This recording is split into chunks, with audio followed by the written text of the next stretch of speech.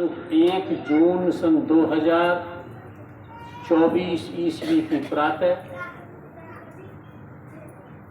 रूहानी सम्राट बाबा गरीब साहब, दादाजी राम बिहारी साहब, हुजूर ज्ञानदास जी महाराज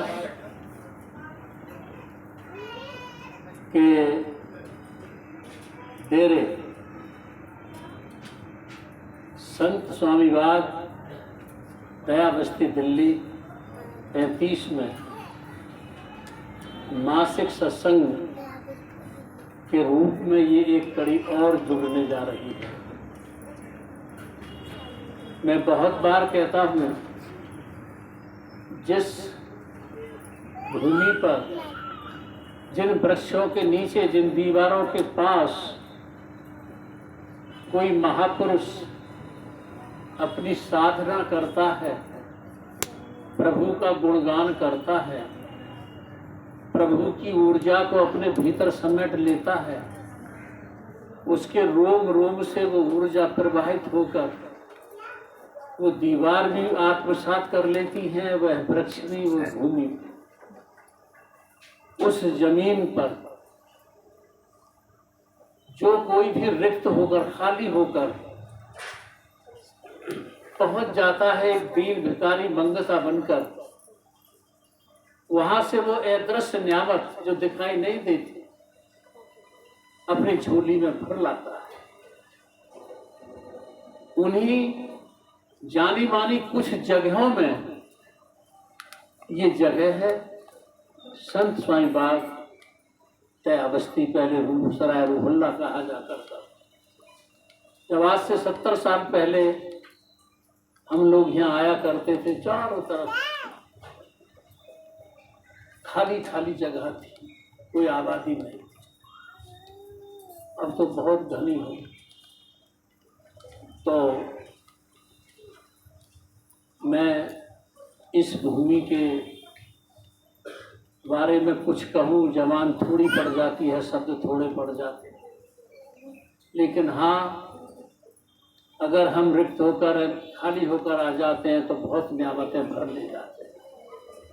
अब मैं सत्संग के सिलसिले में थोड़ी सी बात कर रहा हूँ, ध्यान से समझना।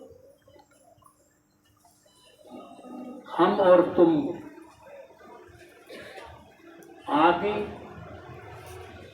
जो सबसे पहले, पहले से पहले आदि, अनाम, अकह, अपार, जिसे कोई कह नहीं सकता, जिसके वर्णनात्मक शब्दों से नाम नहीं रखे जा सकते, अपार, जिसका पार नहीं पाया जा सकता, उस कुल मालिक परमात्मा के अंशी हैं। कुल मालिक परमात्मा आदि है, अनादि है, युगादि है, युगों का भी शुरुआत नहीं हुआ था, अकह है, अपार है, और हम उसके अंशी हैं, हम उसके वंशज हैं। जैसे बाइबल में कहा है कि in the beginning was the word, word was God and God was with word. आदि काल में सबसे पहले परमात्मा था, शब्द के साथ था, शब्द खुदा था। ऐसे ही उस ईश्वर के, उस परमात्मा के हम तुम अंश हैं। Spirit is the part of God, आत्मा परमात्मा का अंश है। गोस्वामी तुलसीदास ने भी कह दिया है, ईश्वर अंश जीव अविनाशी, चेतन अमल सहज सुख राशि।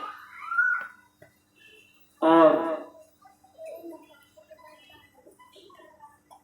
मुसलमान फकीरों ने भी कहा है कि सूरते हक्की वो हक्कत जा बवत, सूरते बिजा इंसान को बा।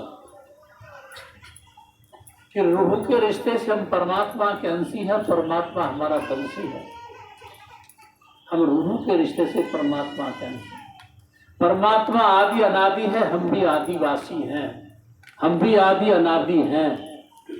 और यहाँ पर आने के लिए स्वामी शिवदयाल सिंह जी महाराज सार वचन में कहते हैं कि आदि अनादि जुगाद अनाम, संत स्वरूप छोड़ निज धाम, आए भवजन नाव लगाए, हमसे जीवन लिया चला, शब्द दृढ़ाया सुरत बताई, कर्म भरम से लिया बचाए। स्वामी जी महाराज ने भी कह दिया कि आदि अनादि अनाम कुल मालिक परमात्मा है और उस स्थान को छोड़कर हमारे बीच में आता है। कभी गुरु नानक देव जी ने भी कहा है कि भाई जिन्हा जिन्हा महात्मा नु शब्द की कमाई कीता हुंदा है तेही तेही रूहानी मंडलाते चढ़े होते। जिन महात्मा को शब्द गुरु अंतर्भेदी पंच शब्दी मिल गया और उसने अपनी रूह को अकाल तख्त अकाल पुरुष की तरफ 10वें द्वार से ऊपर चढ़ा लिया, उन्हीं को रूहानी मंडलों का आनंद मिलता है। और कबीर साहेब ने तो बड़ा स्पष्ट अपनी वाणी में कहा, मूल बीजक में उन्होंने एक चौपाई दोहा लिखा कि जहिया जन्म मुगता हता तहिया हता न को, छठी तुम्हारी हो जगह तू कहाँ चला बिगो। कि जीव जब तू जन्म मरण से मुक्त था वहां पर कोई नहीं था, छठी तुम्हारी हो जगह, तेरी जगह छठी थी। छठी जगह का मतलब ये स्थूल सूक्ष्म कारण महाकारण केवल ये 5 देह हैं और छठी देह हंस की है। और जब तू हंस रूप था तो वहां और कोई नहीं था। उसका नीचे विवरण बड़ा अच्छा लिखा है उन्होंने, सुनाऊं आपको। मूल बीजक में इस साखी का अर्थ किया उन्होंने कि जो यहाँ मैं बहो कहूँ बुझाई, तो यह ग्रंथ बहुत बढ़ जाई। दया क्षमा सत धीर विचारा, 5 तत्व हंसा के सारा। यही देह हंसा ने देखी, उपजा हर्ष निज प्रेम विसेखी। प्रेमानंद उठा गहराई, ता आनंद में गयो हंस समाई। गयो समाय भयो आनंदा, बस पिछड़ी देह पड़े ब्रह्म धुंदा। पक्की ते कच्ची भई भाई, तब स्फूर्ति हंसा सुध आई। इन जाना में भरम भुलाना, पक्की ते हंसा बिलगाना। कच्ची के प्रताप ते भाई, दूसर इच्छा उठी बनाई। ताका नारी रूप निर्मावा, सब कुछ कीना जो मन भावा। ता नारी के सुत है भयो, ब्रह्मा विष्णु महेश कहो। ये जो है कबीर साहेब ने इस हंस को आदि अनादि स्थान से परमात्मा के लोक से इस जीव का इस काल माया की दुनिया में, शरीरों की दुनिया में आने का चित्रण किया, विवरण किया है।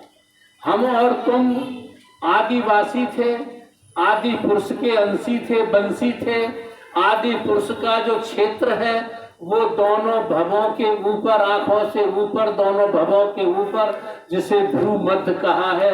कृष्ण ने गीता में ध्रुव मध्य कहा है, संत मत के लोगों ने भ्रकुटी कहा है, ईसाई महात्माओं ने इसको पुनील कहा है और मुसलमानी फकीरों ने इसको सहरग बोला है। यानी दोनों आंखों के ध्रुव मध्य से ऊपर सचखंड तक के स्थान को आदि अनादि जुगादि रूहानी दीप कहा जाता है, रूहों का निवास कहा जाता है। लेकिन यह रूह शरीरों की दुनिया में कैसे आई, तो इसका विवरण हमने कई जगह लिखा भी है और बयान भी किया है कि भाई श्वेत और अश्वेत धारा उतरी आंखों से नीचे, बहुत बार लिखा है हम लोगों ने। आंखों से नीचे उतरकर शिखर से नाखून तक सुरत व्याप्त है शरीरों में।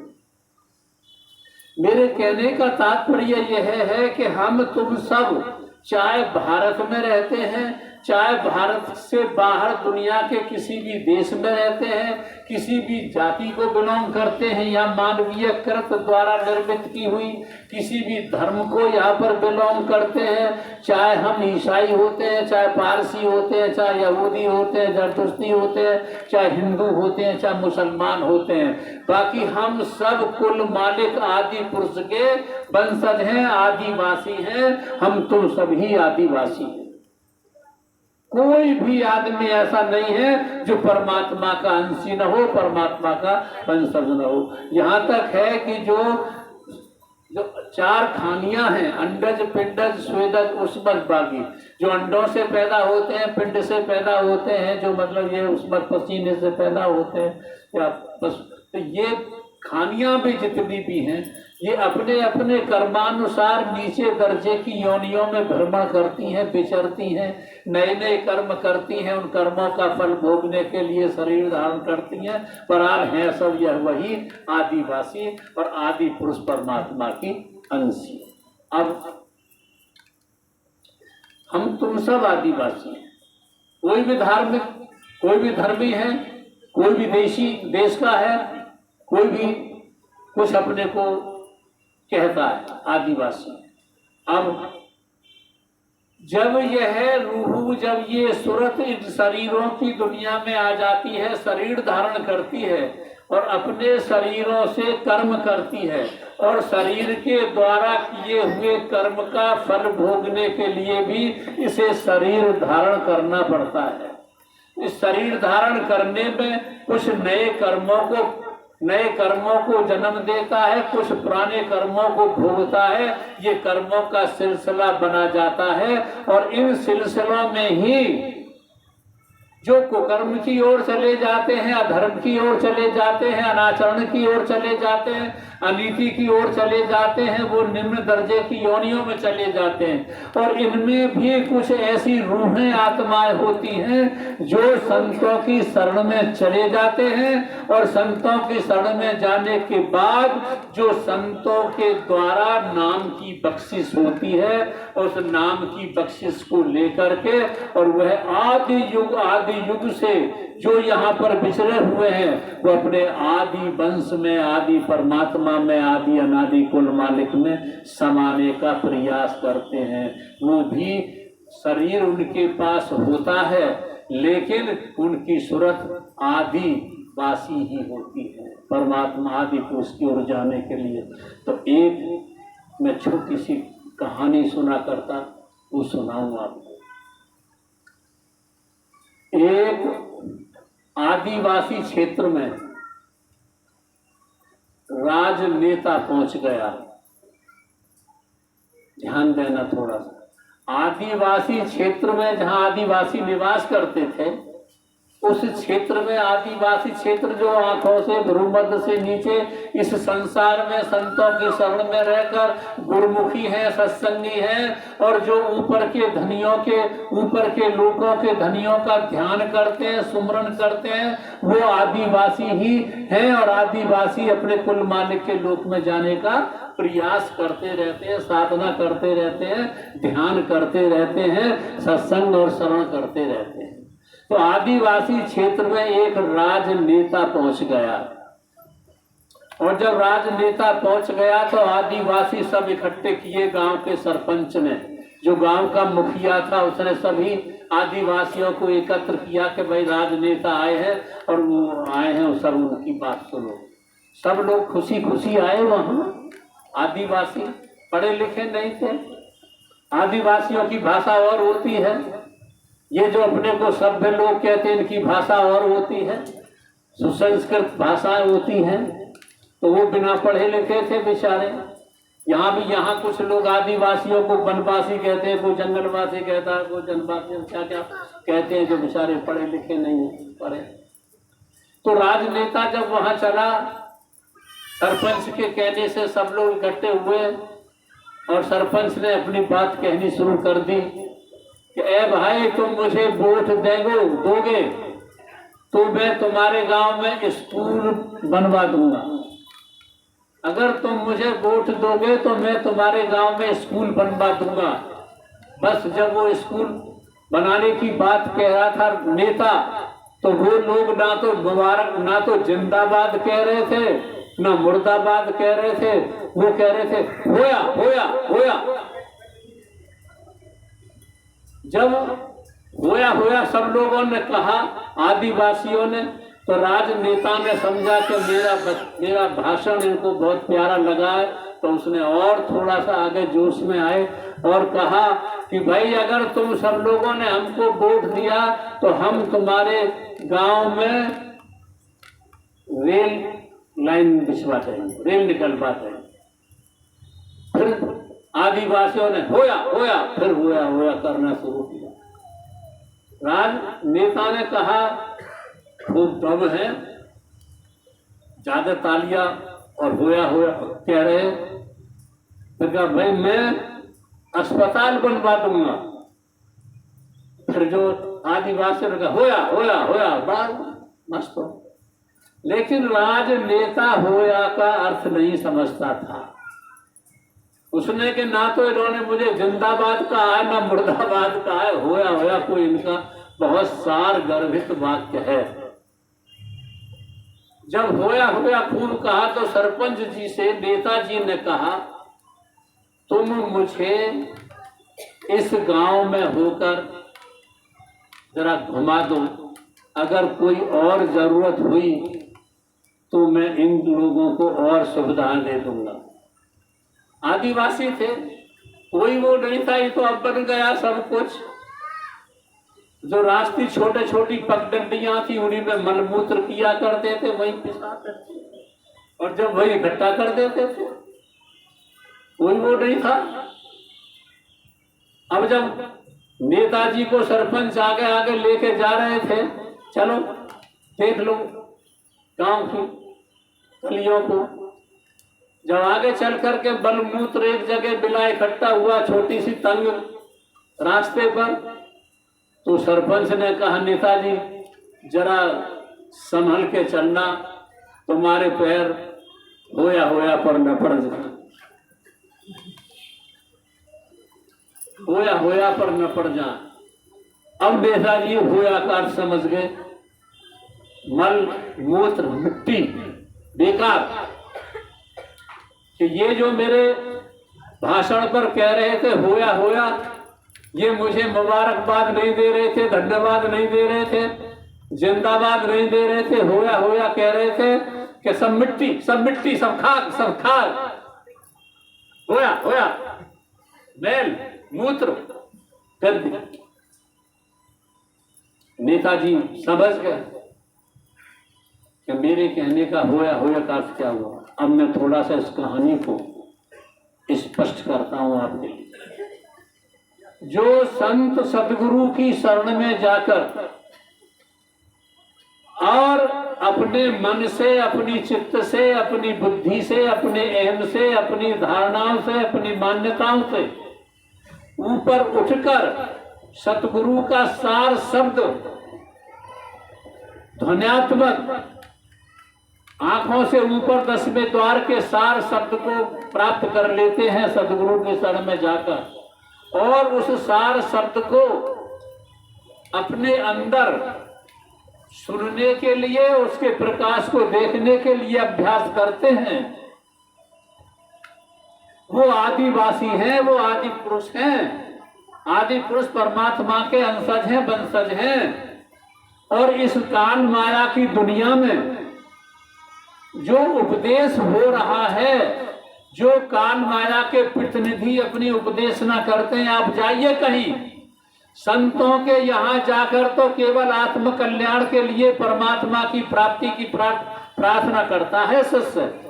लेकिन दुनिया के लोग चाहे वो मंदिर में जाते हैं, चाहे मस्जिद में जाते हैं, चाहे किसी भी धार्मिक स्थल पर जाते हैं, किसी भी पुण्य स्थल पर जाते हैं, वो सांसारिक सामान ही मांगते हैं। जैसा कि वो राजनेता उन आदिवासियों में कह रहा था, मैं स्कूल बनवा दूंगा, मैं अस्पताल बनवा दूंगा, मैं रेल की लाइनें भिजवा दूंगा।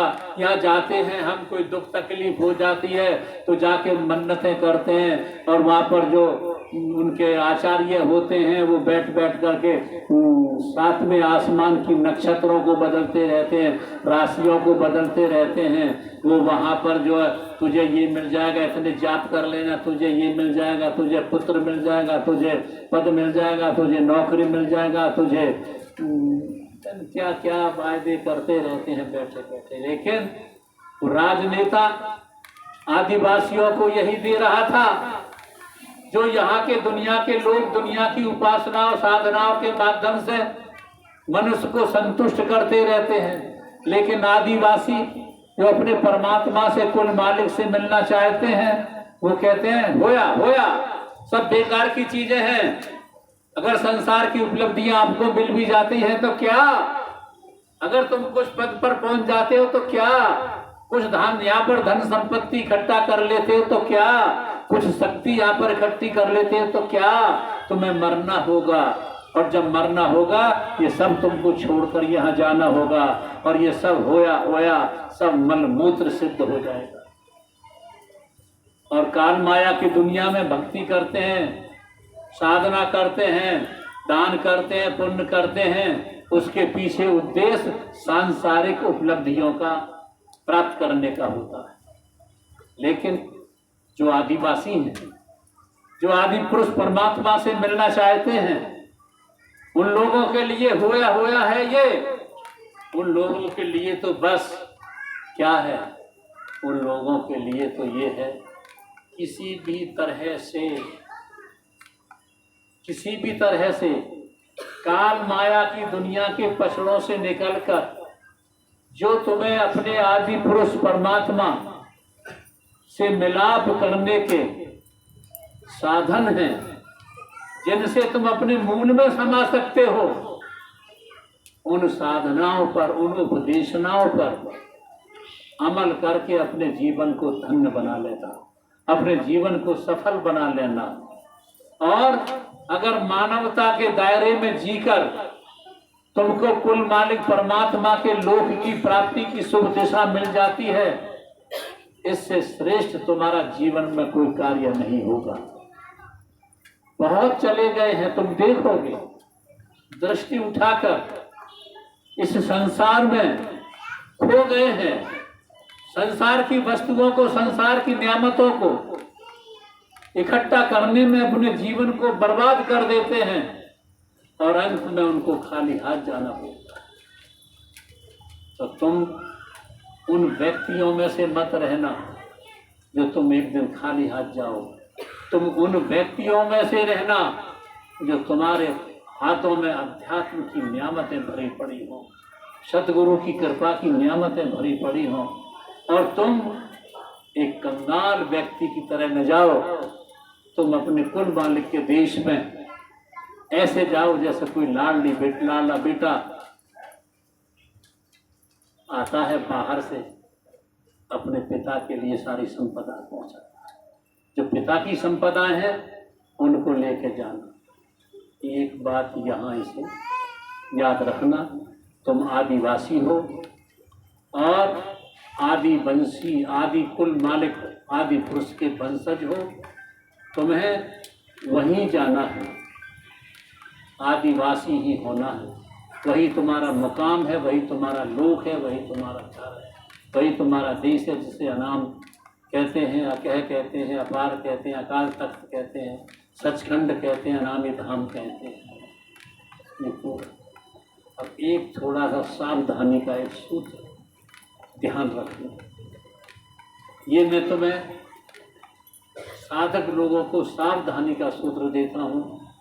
एक अजय पटेल नाम के आदमी थे, अजय पटेल बहुत अच्छे थे, नेक पुरुष थे। बुरे लोगों को तो चोर डकैत जब घर में घुस जाते हैं तो हर मेंबर परिवार का उनको बाबूजी बाबूजी कहता है, पैर छूता है बाबूजी। बुरे लोगों को भी बाबूजी कह देते हैं डर के वजह से। लेकिन एक ऐसे जीवन होते हैं नेक जीवन, तो वो नेक जीवन जीकर दूसरों के हित के लिए जिंदगी जीते हैं, और न चाहते हुए भी उनके लिए जो है बाबूजी निकल जाता है, बादल निकल जाता है, सर निकल जाता है। तो बहुत नेक पुरुष थे अजय पटेल, बहुत ख्याति उनकी फैल गई, धार्मिक थे, सबके हित की बात सोचते थे। उनकी श्वास श्वास में भी ये नहीं था किसी का अहित हो। उनके सद आचार से उनको विदेश में आमंत्रित किया गया, बुलाया गया। अजय पटेल जा रहे थे, उन्हें कुत्ते पालने का शौक था। बहुत लोग आज भी कुत्ते पालते हैं। कई महिलाएं तो अपने पतियों से लड़ती है, कुत्ता पालूंगी जरूर, चाहे जान चली जाएगी। पटेल जी को कुत्ता पालने का शौक था। जब विदेश यात्रा पे जा रहे थे, आज भी तुम देखते हो हम लोग जाते हैं हवाई जहाजों से, रेलों से, तो कुत्तों को भी ले जाते हैं हवाई जहाज। तो पटेल साहब भी, अजय पटेल भी अपने कुत्ते को साथ ले, जैसे किसी मैम के कुत्ते से प्यार करना शुरू कर देता है आदमी, तो कुत्ते के प्यार से मैम तक पहुंच जाता है। ऐसे ही उस कुत्ते से बहुत प्यार करते थे लोग बाग। पटेल साहब का कुत्ता है, हमने देखा है कि जब कभी राजा का कुत्ता भी मर जाता है तो उसकी सब यात्रा में गांव का गांव चला जाता है। और कुत्ते की सब यात्रा में नहीं जाता, वो शक्ल दिखाता है राजा को कि साहब मैं तुम्हारे कुत्ते के मरने में भी आया था। और जब राजा मर जाता है तो खुशी गिने चुने चले जाते, अब तो मर गया, अब कहाँ का उससे कुछ काम होना, अब कहाँ का उससे कुछ काम निकलना। तो पटेल साहब के कुत्ते का भी बहुत सम्मान होता है। तब पटेल साहब के कुत्ते का भी सम्मान होता था। वहां से लौटे और गांव में आकर के उन्होंने अपने स्थान पर आकर एक यात्रा के समापन पर भोज दिया। जो उनके विशिष्ट अतिथिगण थे उन सबको आमंत्रित किया, बुलाया, उनको भोज दिया। जब भोज दिया तो कुत्ता फ्री हो गया। कुत्ते को भी मोहल्ले के कुत्ते सब आए, बोले कि भाई तू गया था यहाँ से विदेश यात्रा करने के लिए पटेल साहब के साथ, तेरे मालिक ने तुझे कुछ परेशान तो नहीं किया? तेरे मालिक ने तुझे कुछ परेशान तो नहीं किया? कैसी रही तेरी यात्रा? पूछ रहे थे कुत्ते से, अजय पटेल के कुत्ते से, गांव के मोहल्ले के कुत्ते पूछ रहे थे तुझे परेशान तो नहीं किया? तो उस कुत्ते ने कहा मालिक तो मेरा बहुत अच्छा, मेरा मालिक बहुत अच्छा, मेरा मालिक अच्छा न होता तो मुझे तीर्थ यात्रा देशों की क्यों कराता, मुझे साथ ले जाता। मेरे सम्मान में उनको माला पड़ती थी तो मेरे भी माला डलती थी। मेरे मालिक जो कुछ भी अच्छे अच्छे पदार्थों का सेवन करते थे तो मुझे भी मेरा मालिक कहलाता था। मेरा मालिक तो बहुत अच्छा था, लेकिन मुझे मेरी बिरादरी ने बहुत रुलाया, बहुत सताया। मेरी बिरादरी कुत्ते, मेरी बिरादरी ने बहुत रुलाया, बहुत सताया, मुझे बहुत दौड़ाया। मेरी बिरादरी मेरे थाली भी झपटने के लिए मेरे आगे की थाली को भी झपटना चाहते थी। मेरी बिरादरी जो मालिक मुझे माल्यार्पण कराकर मेरा सम्मान कराता था, मेरी माला को मेरी बिरादरी के लोग छीनना चाहते थे, झपटना चाहते थे। मैं किसी तरह से बचाकर अपने खून खराबा मुझे किया, खून खराबा करते थे, छीनते थे। बस मालिक तो मेरा बहुत अच्छा है, मालिक ने तो मुझे बहुत बोला, लेकिन मेरी बिरादरी ने मुझे बहुत सताया, जिन्हें मैं अपने समझता था। ये मेरी बिरादरी के मुझे सहयोग देंगे ऊपर उठने में, ये मेरी बिरादरी के लोग मेरी ऊंचाई पर पहुंचने में सहयोग देंगे, लेकिन सहयोग देने के बजाय मेरी बिरादरी ने मुझे नीचे खींचा। तुम जरा सावधान रहना, तुम्हारा कोई और भी रुकावट करने वाला विरोधी नहीं होगा, तुम्हें कोई नुकसान करने वाला और कोई दुनिया का व्यक्ति नहीं होगा। तुम्हारे इस यात्रा में विघ्न पैदा, हिंड्रेंसेस पैदा करने वाला कोई दूसरा नहीं होगा। तुम्हारे अपने ही होंगे जो तुमसे किसी भी प्रकार के स्वार्थ रखते हैं, लालच रखते हैं, जो तुम्हें किसी भी प्रकार से धकेल करके तुम्हारी जगह पर आना चाहते हैं, जो तुमको नुकसान पहुंचाकर अपने शकल को दिखाना चाहते हैं। जरा ऐसे अंग्रेजी में शब्द आता फ्लैटरिंग फोर, ऐसे चापलूसी मित्रों से जरा सावधान रहना। तुम्हें तुम्हारा कोई भी नुकसान नहीं पहुंचाए। जिनके बीच में तुम रहते हो, जिन्हें तुम अपने समझते हो, जब तुम जरा थोड़ा सा भीतर झांक कर देखोगे तो ये तुम्हारे अपने ही, तुम्हारी भजन में, तुम्हारी भक्ति में, तुम्हारी सेवा में, तुम्हारे दान में, तुम्हारे परमार्थ में विघ्न पैदा करेंगे। अगर मैं तुम्हारी खोपड़ी के भीतर झांक करके कहना शुरू कर दूं तो तुम में से 95% लोग ऐसे हो जो अपनों के डर की वजह से न सत्संग सुन पाते हो, न भजन कर पाते हो, न परमार्थ और सेवा कर पाते हो। जरा इन अपनों से सावधान रहना, तुम्हें यही टांग पकड़ कर खींचेंगे। मालिक तुम्हारा बहुत अच्छा है, मालिक ऊंचे निवास पर रहने वाला है और तुम्हें भी ऊंचे निवास पर ले जाने वाला है, और तुम्हें भी ऊंचे निवास पर आदि लोग सचखंड अनामी धाम में पहुंचाने के लिए यहाँ संदेश देने वाला दुनिया में अकेला एक तुम्हारा मालिक ही है, जिसने तुम्हें तुम्हारे मूल घर की खबर दी है। वरना सब नरकों की खबर देते हैं, नीचे दर्जे के योनियों की खबर देते हैं, और नीचे के स्तर की जिंदगी जीने की खबर देते हैं। बस मैं ज़्यादा लंबी बात नहीं करूँगा, आप लोगों से एक अपील करूँगा। एक तो ये अपनी जातियों के मद को भुलाकर, अपने पैसे के मद को भुलाकर, अपने पद के मद को भुलाकर, अपने चंद हरफों को सीखकर हरफों के ज्ञान को भुलाकर बस कुल मालिक आदि पुरुष में समाने का सत्संग भजन ध्यान करते रहो। और जरा सावधान रहना अपनी बरादरी के लोगों से। इन्हीं शब्दों के साथ मैं अपील करूंगा कि आप शराब, मांस, व्यभिचार आदि का सेवन न करें, और सभी में बैठकर बिना किसी भेदभाव के, हिंदू, मुसलमान, सिख, ईसाई, पारसी, यहूदी, ऊंच नीच, स्वदेशी, विदेशी, इन सब भेदभावों को मिटाकर सब में उस कुल मालिक आदि पुरुष को निहारो, और तुम भी आदि पुरुष के वंशी आदिवासी बनो। इन्हीं के शब्दों के साथ मैं अपनी बात पूरी करता हूँ। आपने मेरी बात को बड़ी शांति और प्यार से सुना है, इसके लिए मैं आपका बहुत बहुत आभारी हूँ। अंत में आपके अंदर बैठे हुए कुल मालिक को राधा।